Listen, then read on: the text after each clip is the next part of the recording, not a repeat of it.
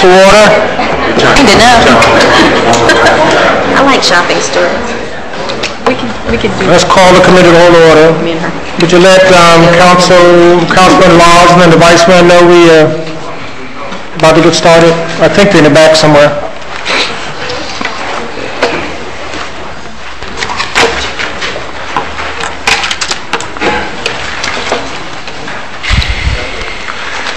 Meeting of the City Council, Tuesday, the 11th of January 2005, right at 6:05 p.m. Present, we have Councilman Losner, who's in the back, Councilman Hodge, Vice Mayor Bell, Councilman Porter, Councilwoman Garner, and Councilwoman Woolman. The first item for discussion is the discussion on the Maury Road closure vacation. Mr. Alger and Mr. Williams. And I'll refer to the manager. Mr. Manager. Mr. Mayor, we'll have representatives from Mr. Williams' group to make a presentation discussion in regards to the Maury Road closure or vacation.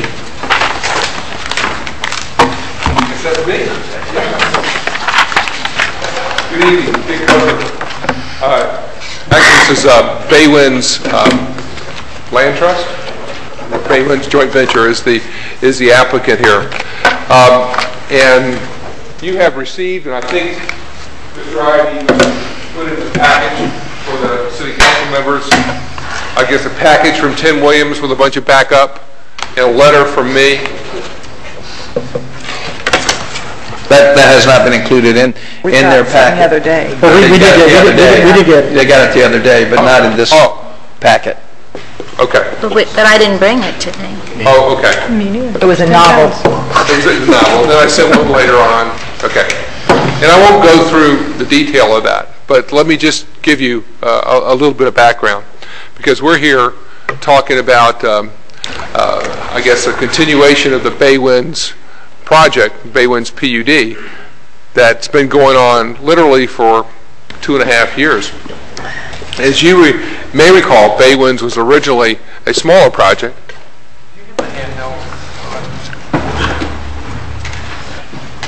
Excuse me one second.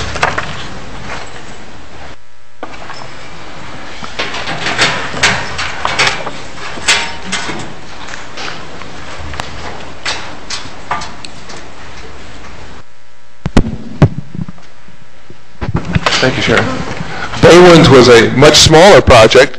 It was really, this is the current Baywind's, it was really this piece here. It was being processed, and in fact obtained a PUD approval. And right behind it was Eve Breeze, which was this parcel. But there was a lot of discussion. We discussed it with you all about combining these parcels, completely different ownership at the time, but a combined parcel made a lot more sense in terms of access, accessibility, made for a much better project, better open space, better everything. And everybody liked it when it was combined. But it went through a pretty long process. This was approved just this way. This is Maury Drive right here. And then Eve Breeze was one of those projects that was long enough in the process so that it was under the old code. And the Eve Breeze master plan, this was Maury Drive right about here. Every site plan, every master plan that was shown for this area here considered at least the relocation. This showed the complete closure of Maury Drive, and it was processed that way. And then when Baywind's came along, as a combined project, when Baywind's and Eve Breeze were combined, this was the general layout. What the developers wanted was to have this a gated community, much higher value community when it was a totally gated community. In the meantime, Renaissance was going through the process and was ultimately approved, Maury Drive being right here. Renaissance, very large project. And what we did in Renaissance was vacate Maury Drive and relocate it so that there's a continuous east-west movement. So that was done a year and a half or so ago, is before the Bay Winds project. But that theme was supposed to be carried over to the east through Bay Winds. So again, when we discussed the vacation of Maori Drive with you and with everybody, it was really the relocation of Maori Drive from here. We moved it here, so you couldn't go straight east and west. You'd have to come up 147th. Come up 147th, go over to 152nd, and go out that way. Excuse me. Okay. This project then began processing as a combined project somewhere in, I think, February or March of 2004. And as you recall, during the Renaissance project, there was a question raised by the Alger family about the continuation of a drainage ditch.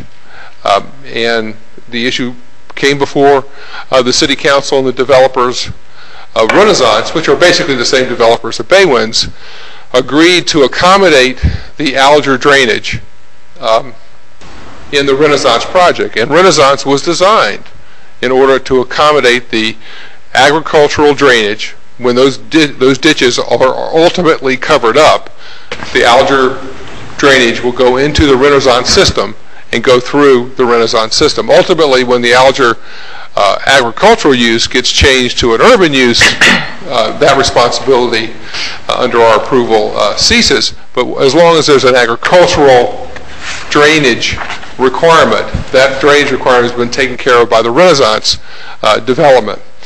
When we were going through the process in June of this year, 2004, Mr. Alger's attorney, very well aware of this process, and he was monitoring everything that was going on around there, wrote me a letter. He had been monitoring the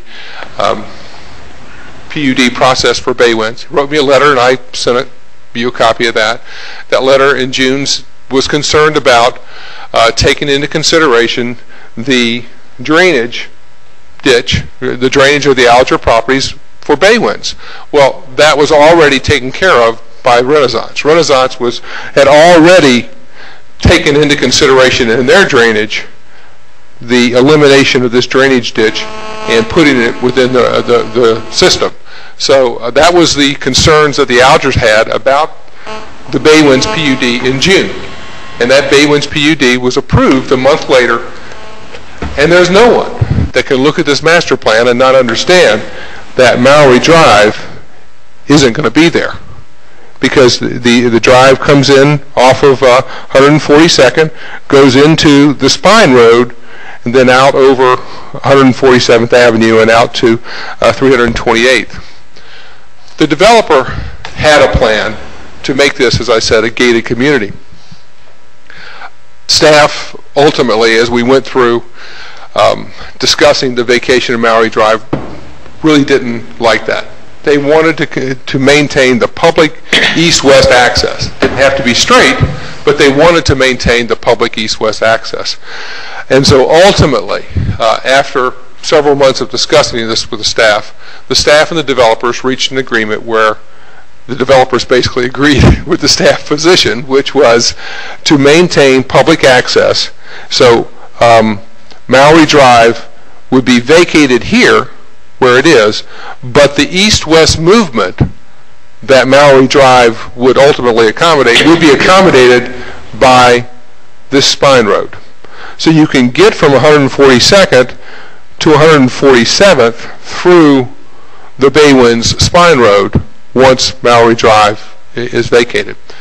But these plans for Bay Winds, the way you see it here, were formulated early 2004. Once the PUD was approved, the developers have already done site plans for these pods, and they're all waiting to submit those site plans. Those site plans, of course, are assuming that they can be developed in accordance with the PUD master plan. Everybody has been going down the road assuming that the PUD approval was in fact the map by which they would develop this property.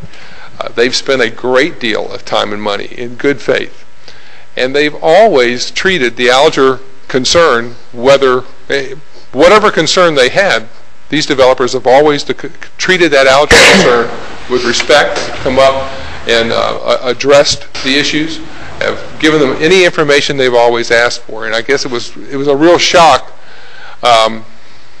when this issue came up on the vacation of Maury Drive, which we thought was just merely a housekeeping issue. I mean, it really should have been done at the same time as the PUD, and I think just the processing just didn't go along together. It really should have been together. But this was something we discussed at the formation of the CDD. We discussed it at the approval of the PUD. This, we thought, again, was a housekeeping matter. So we're here before you, I guess today and then next week, asking you to vacate Maury Drive under the conditions set forth in the staff recommendation, the staff memorandum that's part of your backup, that basically keeps Maury, the east-west movement open at any point the city determines that east-west movement is required or needed. Because right now it's just a dirt road. It's not really for public access.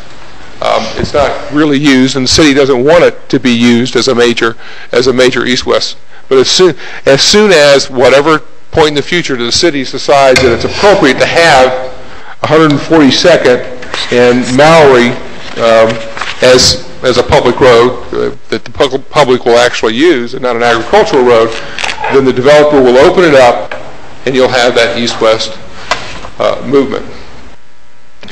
And that's all we wanted to talk to you about in a more informal setting. We're all here to answer any questions you may have, but we wanted you to understand how far down the road that we've gone and all the plans that we've prepared and submitted to you and gotten approvals, and now these site plans are engineered and landscaped, and the models are designed and with all the materials. So that's where we find ourselves today. And we're here to answer any questions you may have. Thank you, Mr. Coker. Any questions from the council at this point? Any questions? Mr. Mayor, if you don't mind, I'd like to reserve my questions for both of them until after I've heard from both of them, so we can call back either at any time. Okay. I have one question, Mayor. I just want to know, I know staff has recommended this. What would happen if it's not, if council goes against what staff's recommendation has happened? If it's not vacated, I guess thinking that out, and we start thinking about it, the PUD wouldn't make any sense. We'd have to go back and amend the PUD and redo the project, because that would mean a road would have to come down the middle here. Would that mean, who am I supposed to ask question to on staff? Charles, are you handling this or no? I can answer technical questions, but I've been this is a technical question. Somewhat conflicted out of any position on it. So. If it's voted down and they have to change their plans, do they have to go through the whole process again? It depends on the type of change. Roadway changes can be done administratively in a PUD master plan. That can be an administrative review with our development review committee, which is all staff or department heads, and we can administratively approve changes to the roadway. Well, this is pretty significant. I understand, but code just talks about changes to the roadway. It doesn't. So I'm assuming the answer is, if it's voted down, it would have to be handled by the department heads? That is correct. Now, if in the changes in the roadway, if it creates some changes in the pods, yeah, then we might end up in a situation where they would have to go back to Planning and Zoning Board and Council. So so you're saying, Mr. Coker, that it would change number of units, size of... It would probably change the markup. It would change the Dick, can you speak into I'm sorry. It would probably change the type of units in some of the pods, because these pods all assumed the right-of-way vacation here, and of course this pod went over the right-of-way here. So this pod would change the number of units and the type. This pod, and this pod would change. And it depends on how significant those changes are. Generally, reductions in density or dwelling units does not create the need for a change unless they're drastic. And there is the ability to administratively shift certain sizes of pods as long as they're made up in other places so you don't lose land mass.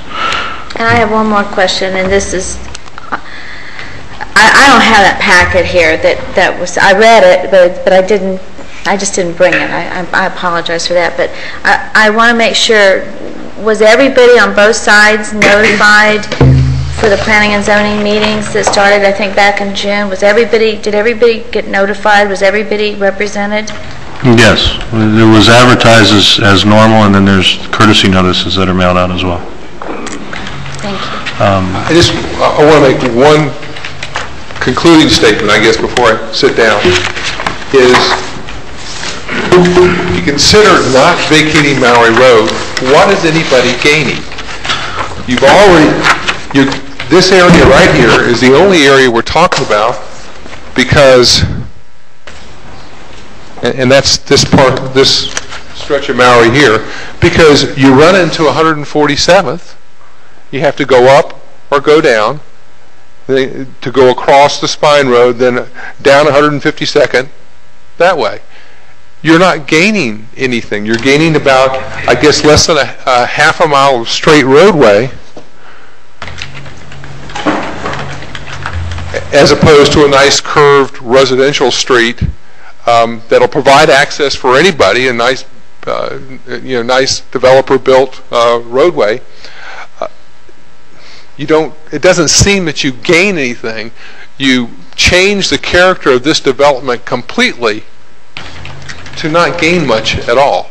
You run into some place that you're going to have to make a choice and do a left and right and meander a little bit. And in terms of time, I mean, you've got to be talking a minute or two difference in time. That's all you're really talking about. So the benefits and the detriments.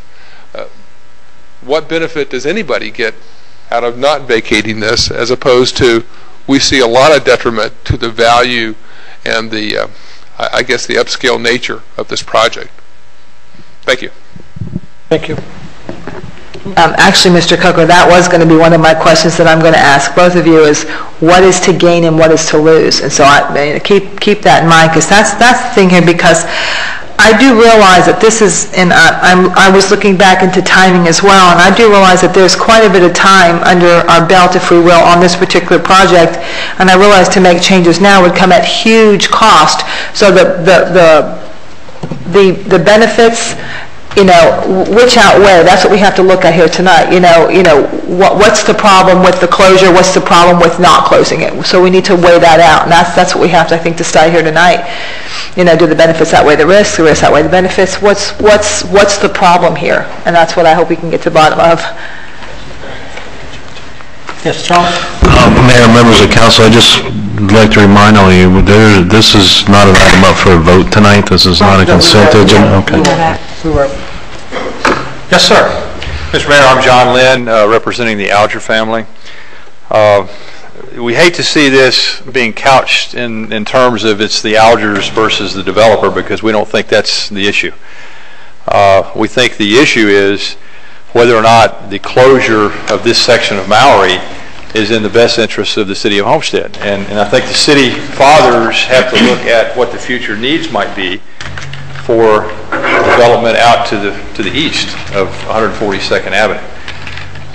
Mr. Coker has indicated tonight that the Algers were aware of the closure of Maui.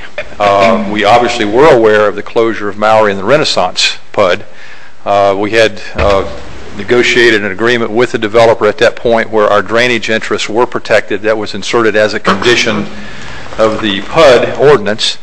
However, when the Bay Winds ordinance came before the council and all the planning and zoning meetings, we had no idea that Maury was going to be closed. We knew that this development, Bay Winds, was going to abut Maury, primarily to the south, which would have an impact on our drainage canal, because our drainage canal goes all the way from 152nd Avenue all the way to 142nd Avenue and then hooks south to North Canal Drive.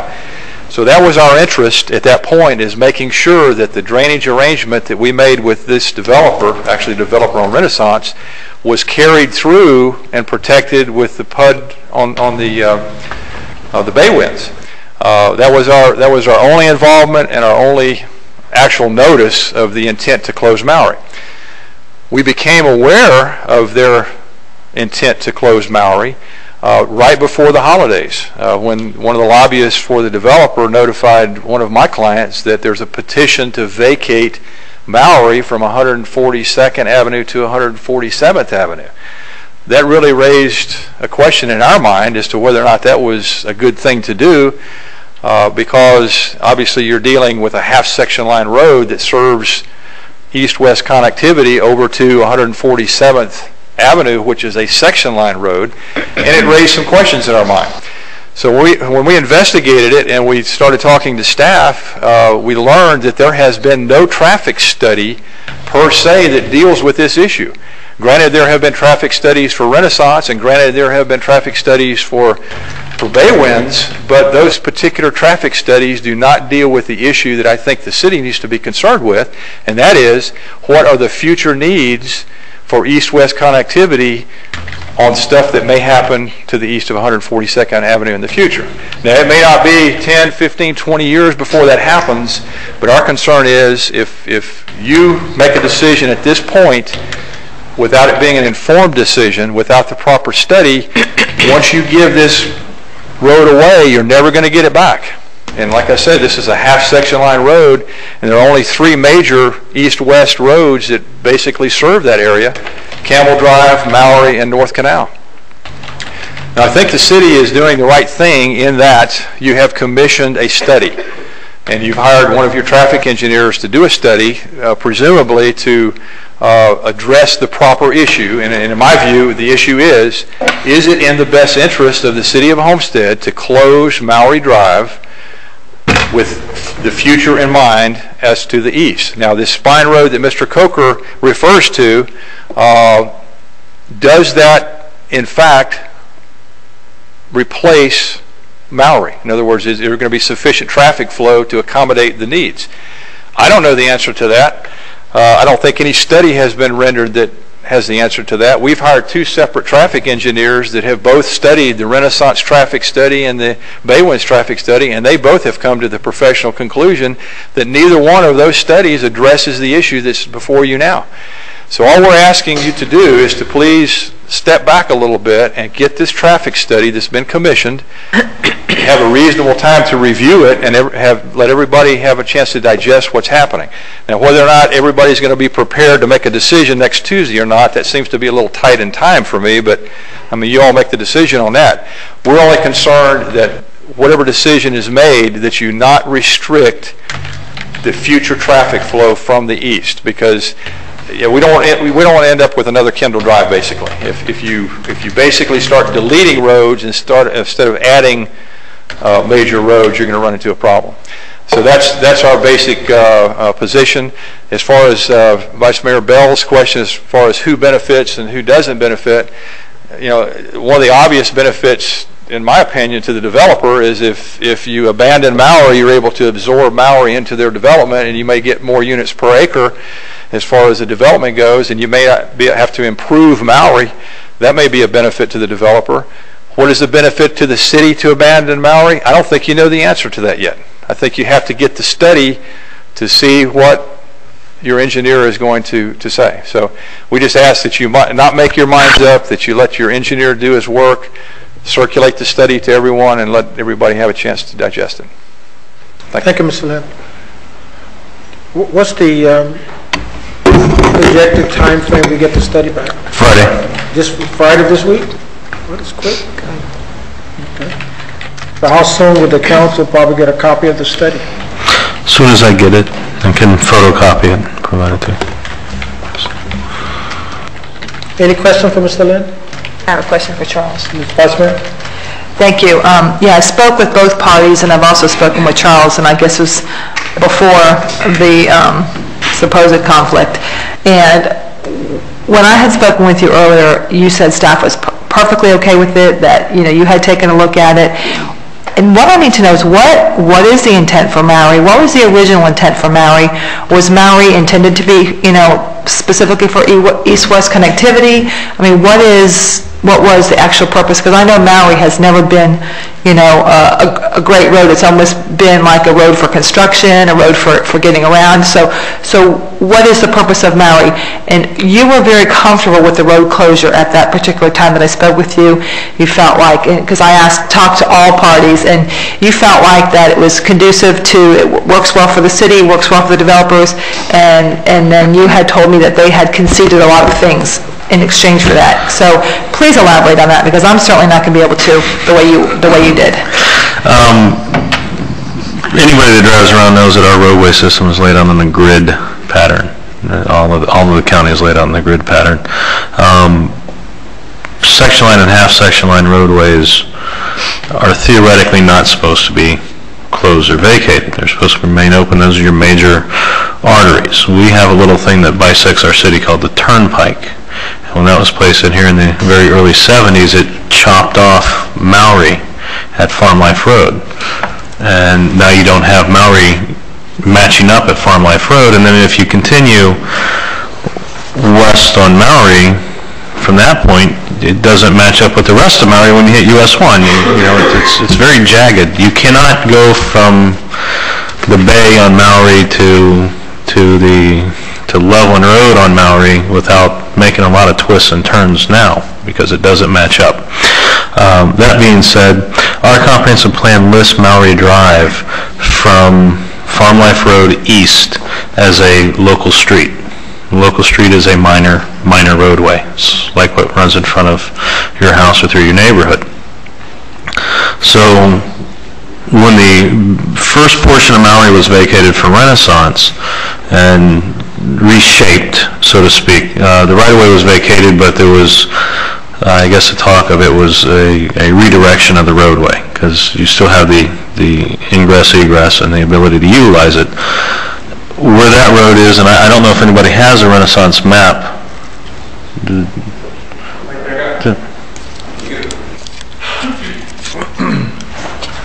you have it on another piece of paper? Well, anyway, if you could point out 152 Kingman. Next one over. Keep going. There you go. It's 152 Kingman. Maury currently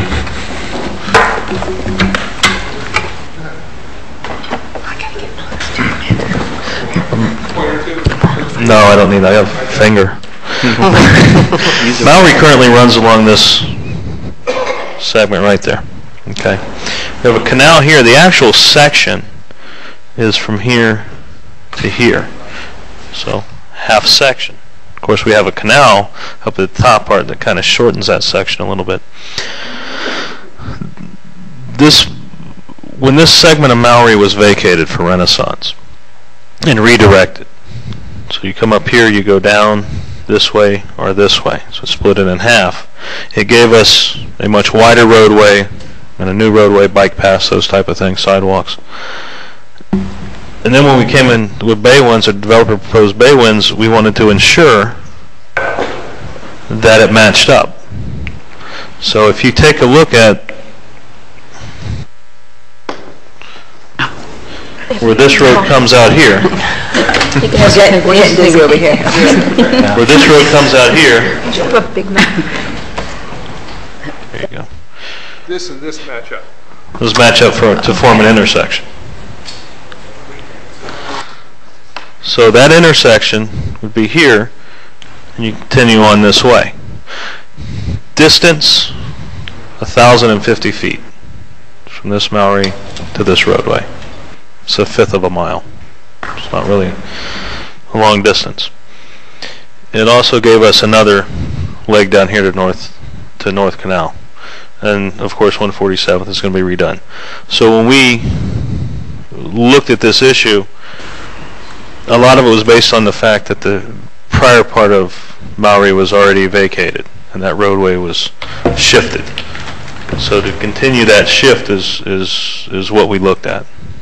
I don't know. Any other questions while I'm up here with the pictures? So are you saying yes, that you would still recommend it? I can't give any Oh, that's right, you can't do that, recommendations. okay. Might want to ask Mr. Shahada, but unfortunately Mr. Chandra, who Right. wrote the memo, is on jury duty, so he could not be here this evening.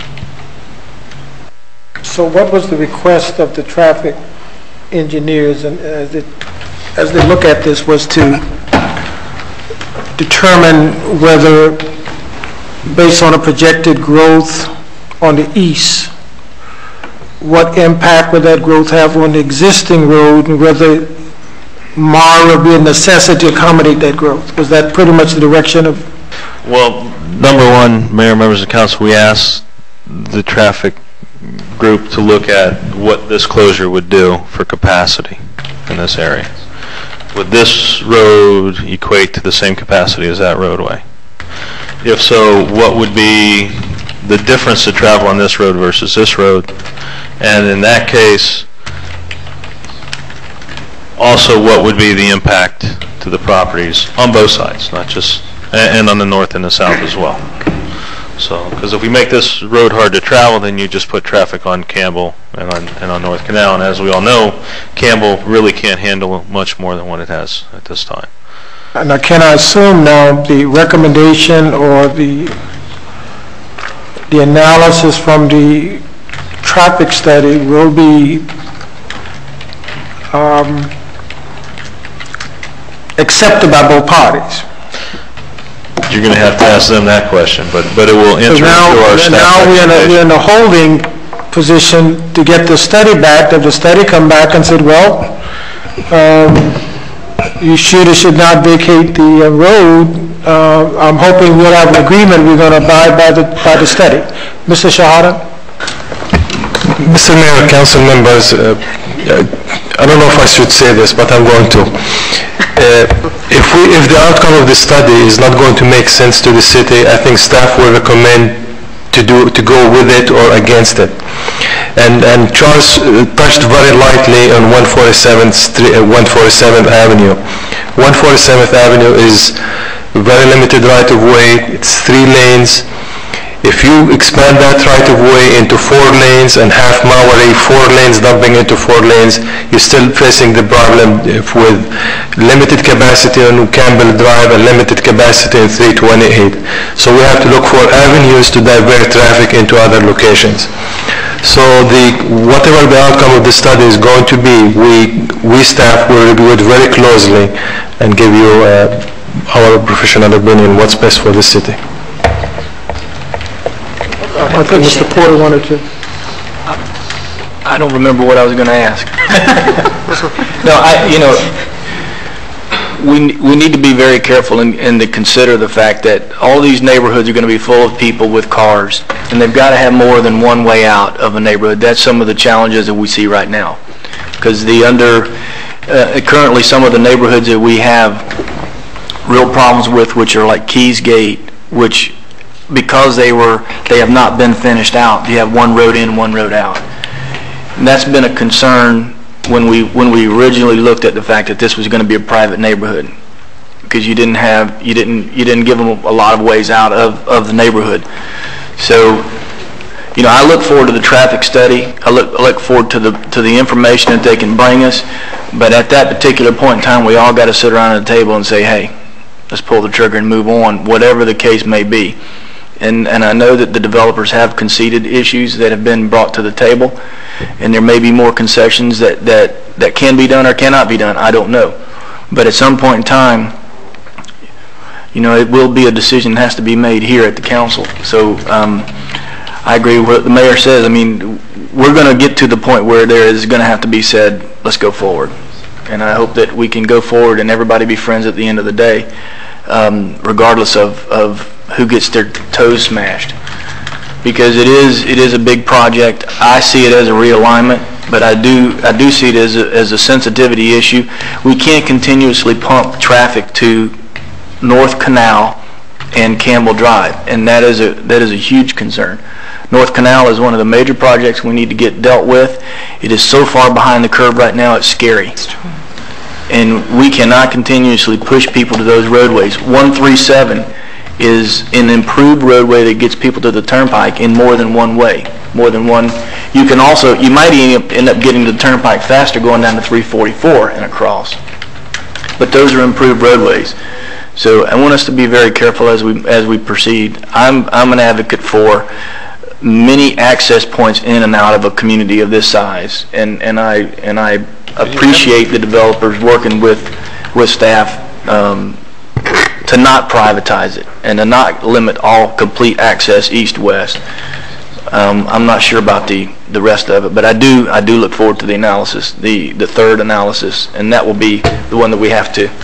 And I guess one thing we ask the council to consider when you're thinking about all the alternatives here is that 142nd Avenue is the boundary line for the urban development boundary. That's my question. And you in Miami-Dade County have to jointly change that boundary, and that boundary is a very, very tough thing to change. And the possibility of that changing 10 or 15 years down the road, throwing that into the equation here seems like the tail wagging the dog.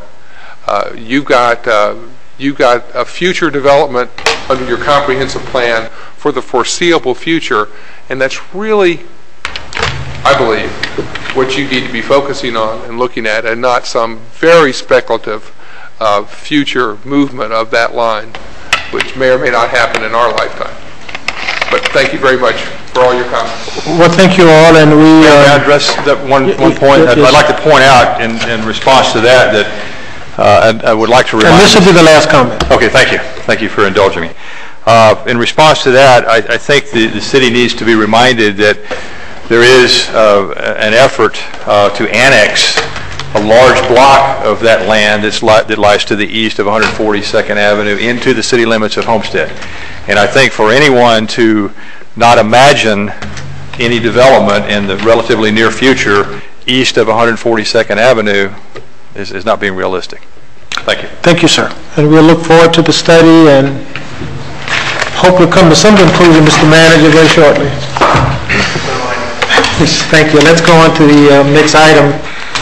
I'm told that the Bay to Bay Greenway presentation will be forwarded to the meeting on the 25th. Mayor, that's the park to park. It was put in here wrongly. It's park to park. And we will have a full PowerPoint presentation in the next committee of the whole meeting. Thank you, ma'am. Mr. Stouts, an update on the busway? Mr. Mayor, in your packet, Rick can go over that, but we wanted just to bring you an update on what's happening with the busway, because I know you're going to get a lot of questions all the time about this and what's the status. So Rick, go ahead and go over that. As most of you are aware, the construction on the busway was significantly delayed as the county began to address the arsenic contamination that was discovered in the South Dade area. Based on their November report, the engineering process and the construction methods that are going to have to be changed will add about $8 million in the cost of the last leg of the busway, just to deal with the arsenic issues and its ramifications. They provided this update. Everything looks like it's running about a year behind. They really anticipated putting out bids last year in February or March, beginning construction in June, finishing up October, November of this year. Now, they're going to be advertising for bids in February, opening in March, awarding in May, issuing a notice to proceed in June, and the additional work that it's going to take to deal with the arsenic have expanded the construction time so that they're not anticipating it being finished before January 2007. Now, Rick, I read an article, was it in the Herald, about the funding shortage and the miscalculation of the cost, and and as I was reading it, I was under the impression that our busway may be delayed as a result of it. Are we in that funding deficit? Not from what I've heard. Okay. That, our money's pretty much there for this. Okay. What is going to delay is the extension of the rails more than anything else to the east and to the west, and I think one to the north. It's pushed the potential for rail to Homestead back from 25 or so years to over 30 years. So what the final ramification of that's going to be, nobody knows. I mean, even today's paper, yesterday's paper, there was another article in it about trying to find ways to do some of it and use of federal funds, and it's a Chinese fire drill in relation to this right now at the county. I wanted to comment on the previous item. When the study comes back, I want the staff to do a very comprehensive analysis with a very firm recommendation. And if you need more time, take the time so we can get a clear recommendation on that issue. Because I know it's going to come back, and I don't want the council to waste 2 hours going back and forth.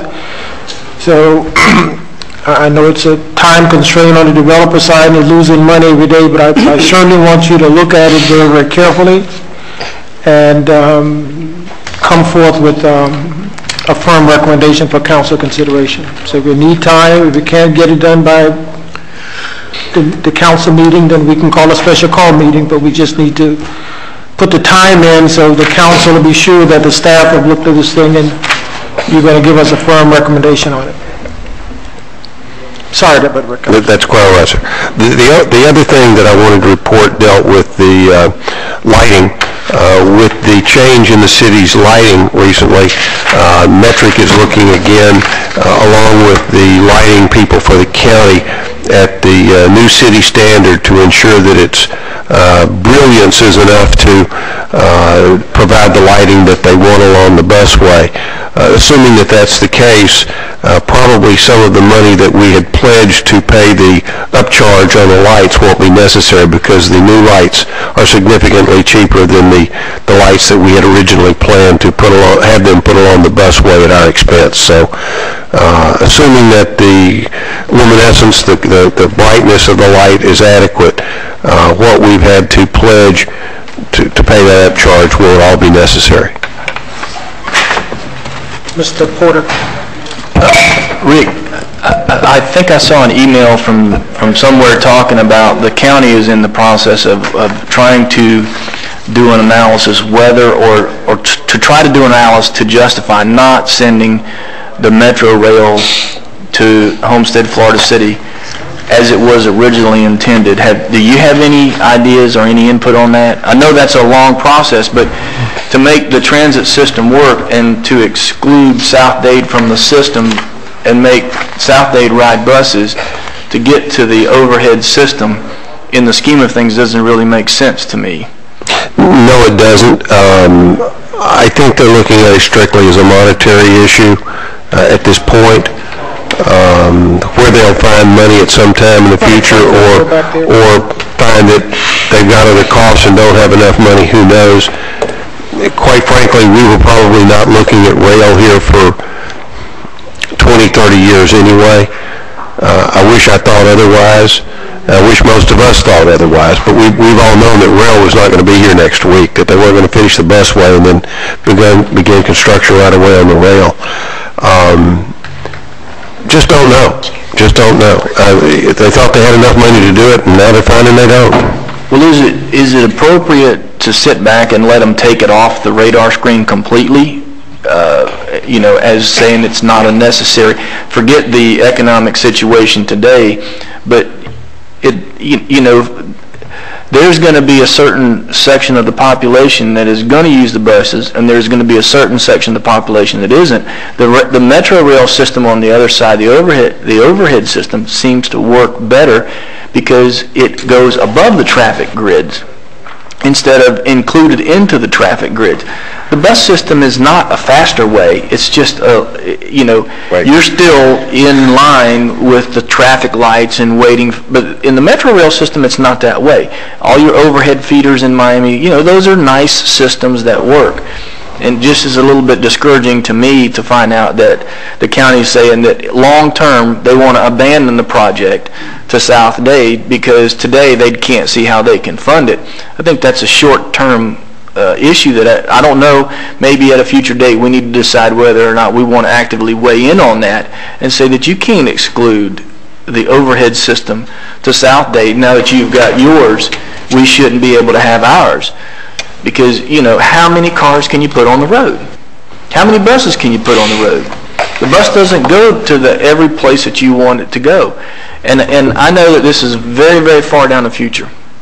But everything we're talking about right now is in the future. But it would be a shame that we didn't have a conversation in the debate that says, let's take overhead Metro Rail system away from South Dade because we don't see how we can fund it. And if I'm wrong, tell me, because I don't know if that's what the debate is right now, because I only had a brief email. Based on what I read in the paper, and that's the only thing that I can go by, because I have had no conversations with anybody with Metro Dade Transit since that came out. They were talking about delaying the construction further out, not abandoning the construction. Now, if there was a newspaper article that talked about abandoning construction, I didn't see that. I just saw an article that talked about the construction window for South Dade's Metro Rail was further out. Could you just, for my own, mindset here, find out if it is an abandonment or just a push out or what it actually is? Because I didn't read the article, but I did have some sort of correspondence that said that they were thinking about abandoning the project, and I could be wrong. But if you wouldn't mind, just let me know, and maybe it is something that we need to take a look at, or at least have some written correspondence that please don't. I will talk to some of the people that we talked to about the busway and find out who I should talk to with Metro Dade who can give me a definitive answer about, are you planning to abandon, or are you just talking about delaying the construction and get either back to the council as a whole or a memo to everybody or something. That's just something simple would be fine. I just want to make sure that they're not going to abandon the project. Thank you, Mayor. Mayor Warren? Ms. Warman? I think I got an email from the city the other day saying that Katie Swanson is in charge of transportation. They formed the new committees, the commissioners. She's the vice chair, I think. Oh, she's the vice chair. And Rebecca's the chair. Rebecca's the chair. So maybe Mr. Porter, since you're in charge of roads and all that good stuff, maybe you could ask to serve on their committee. I'd love to. But there are some citizen, I think there's a board that's going to be appointed by the commission, isn't it? For this funding sources of these half-cent transportation. Have they made the appointments yet? And if so, is anybody in our area representing? The board is already in place. I think they call them CITT. They're there already. Cosgrove was the chairman before, and now they have Mark Barakani, chairman. We should find out who they are and who is a representative from our area, and at least have a connection with what they're advocating for or against for our area. And personally, I don't know what's going to happen in the future, but we should have a staff person, probably more so than an elected official, connected to that, because the mayor may change his mind on who he wants to deal with infrastructure in the future. That's always been an issue. If we point, if I get a position and then the next day, the mayor makes a decision to put somebody else, the position then is mine, and I don't have any connectivity to the council. Mr. Porter, actually, Julio attends all their meetings. There are occasions where we both go to the meetings, but Julio normally attends all their meetings and notifies of the meetings, and there was a time where we both went and did the presentation about our projects. And the way they appoint, initially they were soliciting names for the board, and citizen, my name, and they did it by commission districts. The commissioners practically select who they want to appoint to these districts, to this board. Squeaky wheel gets the grease. Oh, definitely.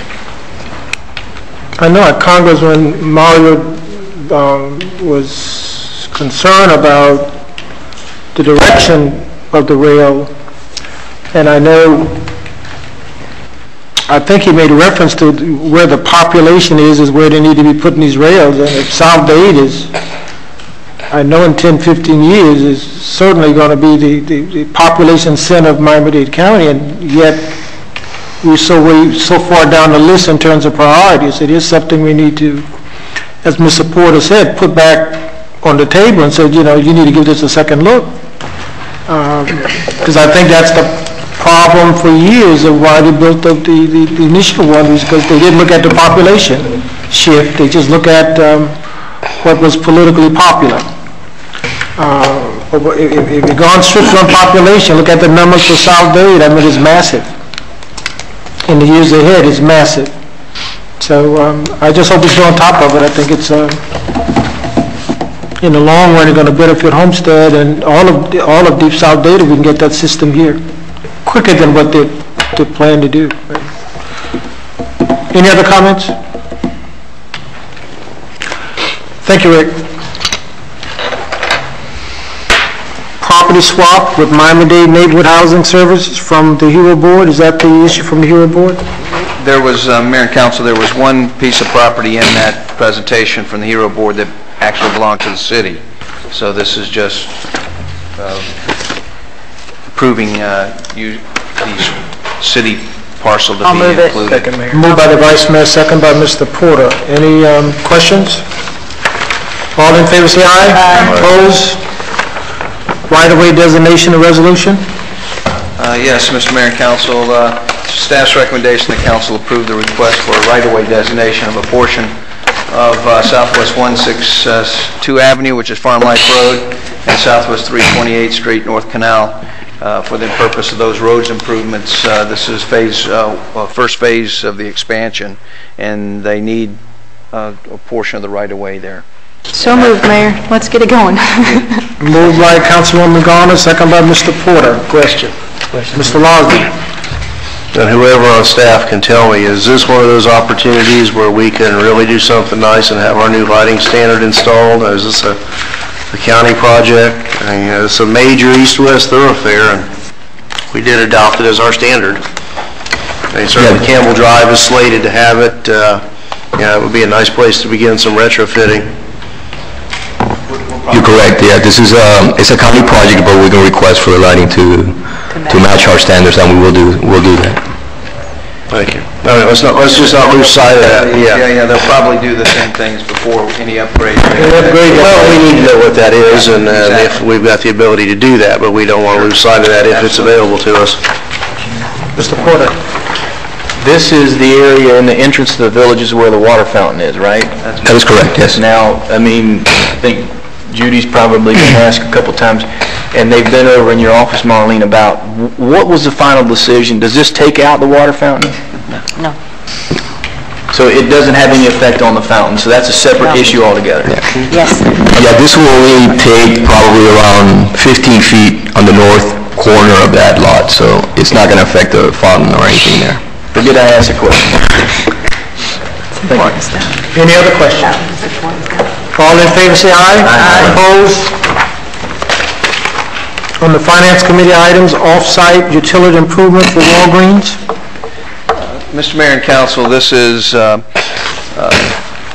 recommendation by the Evaluation Committee to award the bid to the overall lowest and most qualified responsive bidder, which was Conquest Engineering, in which we are doing an off-site water main and force main extension at this location.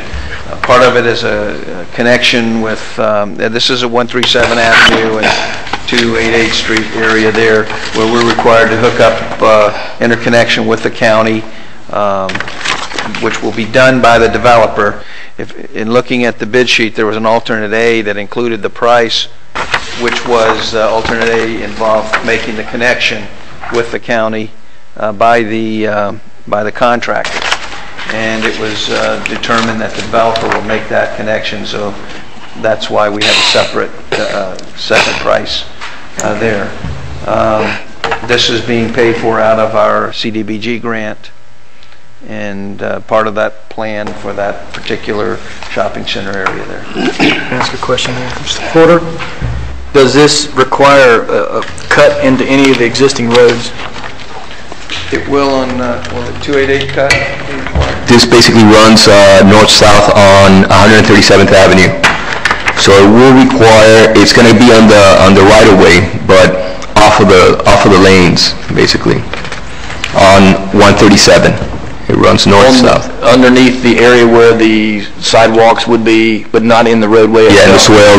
They'll stay away from the road as much as possible. I think at the connection points, they may have to come in a little bit into one of the lanes, but okay. Again, they'll be... My standard gripe is going to be whoever does a job needs to repair the roadway back to the existing... Or better. Or better than it was when it was cut into. And I know you guys have aggressively looked at some of the areas that have been poorly done. And again, I'm going to just ask you. We will never give a final CO or a final payment unless that is done. So we always hold off. How can you not pay the county when they do it? No, it's not a county. This is the contractor who's doing it. I'm saying, how can you get the county to do a better job when they do it? That's what we're dealing with on 344. Okay.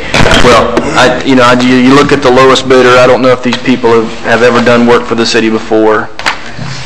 They're currently, right now, they were awarded the stormwater improvement program, which is going to start now in the next couple of weeks.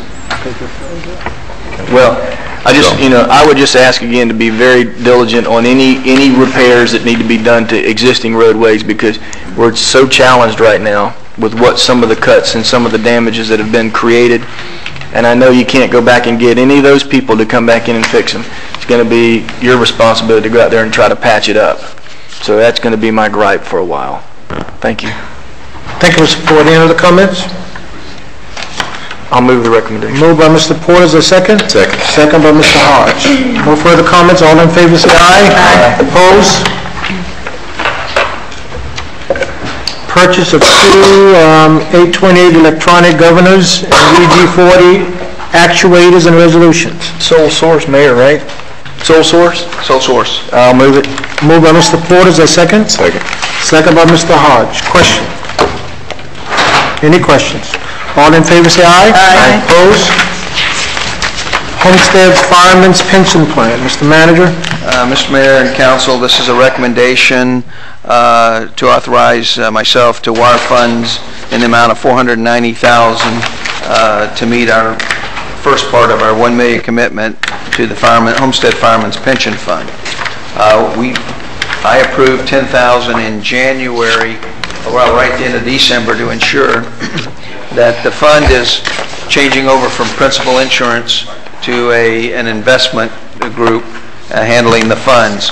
And during that transfer time, we ended up putting $10,000 in to make sure we covered pension checks during that cutover period, which it did cover. And this is the remaining, $490 is the remaining amount of the first payment of $500,000. And our budget briefings with Mayor and Council, we talked about the $1 million that we had budgeted to bring our responsibility, at least portion of our responsibility, up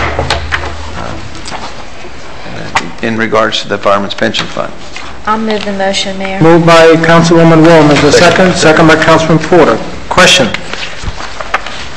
We finally resolving this issue once and for all. No further discussion. All in favor say aye. Aye. Opposed? Mr. Losner? Utility Committee item, the customer service internal audit discussion and action on that. Mr. Mayor, you might recall several months ago, the internal auditors issued a report on the customer service division and the utilities department, and there were several rather major issues raised in that report. And I've just received this tonight as well as you have, the summary and findings and recommendations prepared by the Customer Service Department. And Mr. Manager, unless you have something to add, I think I'd like to take the opportunity for each of us to take this and review this in detail and work with you and Customer Service to generate, to resolve any other issues that we may have or clarification, rather than try to have some off the top of the head discussion on this tonight. Again, what we've done, you'll find that these findings and recommendations were in the initial audit report. What we've done, we took those just to kind of summarize or make an executive summary of the issues, and we put a third column or third element to it as to how we are responding to the finding and recommendations, and I think there were 19 of those, and these will be the results. And I agree, I think that would behoove you to go through and look at what we're doing. I think there's been a lot of work done. And at some point, I think, Mr. Manager, we do need to have a presentation on some of the technology that you and I have looked at, and potential, cost-saving solutions that we've been looking at for quite some time, and before the report was issued, were recognized by staff prior to the audit that they're in progress now. So unless there are any objections, we'll move to the next item. Well, I only would make one thing. We do have the auditors here. If anyone has questions and wants to ask the auditors, and you may not. I mean, this is probably about the third meeting we've had in regards to this, but I just wanted to note that the auditors were here tonight. Any questions for the auditors? I have a question. Vice Mayor? I know you guys did the original audit, but have you done any follow-up with the original audit, or just the original audit was just it and you were finished? Excuse me, can you go to the podium, please? Thank you.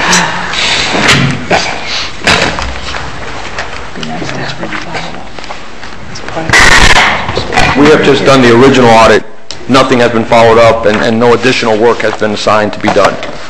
I know it's been quite some months since we sat down together and went over the results of the audit, so that's why, it's kind of moot at this point, because we know what the audit actually said. We need to take a look at to see, what's been done in response to the audit. That's what we need to take a look at now. That's correct. It's been about 6 months, yeah. Yeah, it's been a while. I will say, though, that I think there's been quite a bit of improvement, and I will say that because I've noticed improvement myself, and I know that in the past I would call and not get responses back, and now you call, you get a very quick response back. So I think that I think there are improvements, and so I would commend the department to keep on doing what you're doing, because there obviously have been some improvements. Because I was getting complaints, not just from what I experienced, but from what other people were telling me. So I think that your audit was taken very seriously, and I think it was very extensive. So thank you. Thank you. Mr. Chairman. Mr. Porter. I'm sorry, it's not related to you, but I'm going to ask the manager a question. Some of we just recently transferred some monies back into the utilities, utilities department as was needed for many, many years. Is your intent to be able to utilize any of that money to fast track any of the processes that maybe customer service may need, any improvements to building, any improvements to, and if that's going to come back, Mr. Lossner, that's fine. I just, because I know that it was a position of the manager to put upwards of $4 million back into the utility. Obviously not to be spent all at one time, but there is a resource over there that could maybe some of these dollars be fast-tracked to implement some of the things as we go to twice our size. I will say that our initial budget really dealt with the plant and the equipment itself, but it's a good point. But I will tell you, we're going to do what we need to do here to make this work, better, make the improvement, Correct. Give them the resources they need to make these improvements. Yeah, and if I might, kind of a related issue we're going to deal with next week on how to dispose of, or whether we're going to dispose of the balance of the Park of Commerce. And clearly, I think there's the commitment that the first $9 million to come out of the Park of Commerce is definitely going back into the Utilities Department. Clearly, more than that is needed to do just the hard structure, the the upgrades of the generating facility as well as the 2 new substations, even with that $1 million grant we announced at the last council meeting. And that may be a policy decision that we're going to be looking at very soon, is to just determine how much more is necessary and appropriate to take from Park of Commerce proceeds above and beyond the first $9 million to put back into the electric utility. Is the money also, I know we were going to bond out, how many million? 8. It was only 8. 8. That's more than that. That was the capacity that we could do based on we started with 10, but we did have some other financial responsibilities that the law allowed us to do 10. So when we subtracted those, that left us with about 8. And that's still in capacity. That's done. That's done. So I mean, there's a huge influx of dollars that we're repaying, which they certainly need. But in the process, let's make sure that we allocate some of that to customer service as a function of utilities. And I know the chairman is doing exactly that. That's correct. Thank you, Mr. Chairman. Thank you, Mr. Porter. Mr. Chairman, let me suggest that at some point, if you call a utility meeting separate from committee of the whole, and probably meet at the facility, because I know Mr. Burgess says there's been a lot of improvements, and maybe at some point we can have a utility meeting there and do a tour, and maybe some of the technology be installed. We can take a look at that. That's just for future consideration. Thank you. Second item, Mr. Mayor. I'm sorry. I was just going to comment on the internal audit, on the report itself. I just wanted to say that it was the mayor's idea 3.5 years ago to have this internal auditing done, and it's refreshing to me to see it done. It's the first time that of course I've been on council a little over 3 years now, almost 3.5 years, but it's the first time I've ever seen it done, and I think you did an excellent job, and I really, Mayor, hope that we continue to look into some of our other departments. And Vice Mayor, I agree with you too, that it was something that we've seen improvement on. I mean, my phone calls have lessened from people complaining, and I don't have Homestead Power, but I know that you have done a lot of improvements, and I commend Utilities Department for doing that. Thank you, Mayor. Okay. Next item. This really actually is Under public safety, Mr. Bush. Deals with utility, and it's again. Hey, don't confuse me. Security enhancement. I know. Sorry, I didn't see the caption over it. Should just call it look. The Homestead Energy Services security enhancement project.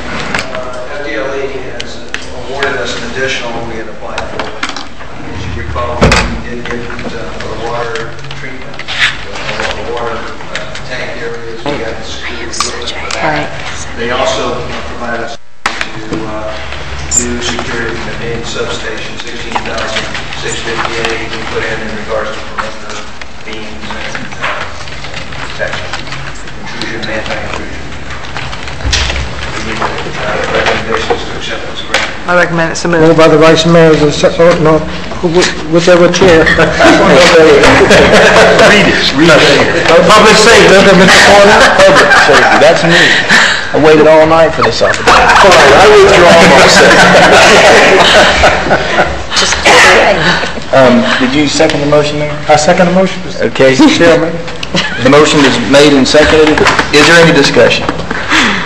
Having no discussion. All in favor say aye. Aye. Thank you very much. That was very quick. Good job. Let me ask a question, Mr. Manager. With the various grants that we get in, who handles that in the finance department? I mean, it's just so many. I'm just wondering how is it executed to keep a track of the making sure that the requirements are being met, that the matching requirements are properly documented. Is that under one person's umbrella? Is it spread all over? Right. We have, well, it's somewhat spread depending on where those grants occur. We also have them managed at the department level. At finance, we have one individual really assigned to grants that maintain some of the grant activity. I guess that was mostly for the Public Safety Department, grants, forfeiture there, but each of the departments also have people who manage, and we have really 3 grant writing components as well. Okay. So each department pretty much execute and tracks the grant and, okay. And they coordinate with finance and payments. And okay. That concludes the agenda. Any business from any council member? Mr. Losner? No, thank you, Mayor. Mr. Hodge? Not at this time, Mr. Mayor. Vice Mayor? No, thank you. Mr. Porter? No, thank you, Mayor. Ms. Garner? Ms. Wallman? The only thing I want to say is that we are going to start working on Humpty Dickley Park very, very soon. Mayor's told me today that that money's been allocated and we need to move on it before we lose it. So we'll report back to you on that. Mr. Manager, any business? none, sir. Any public comments at this time? Any public comments? Meeting is adjourned. Thank you all very much. Judy.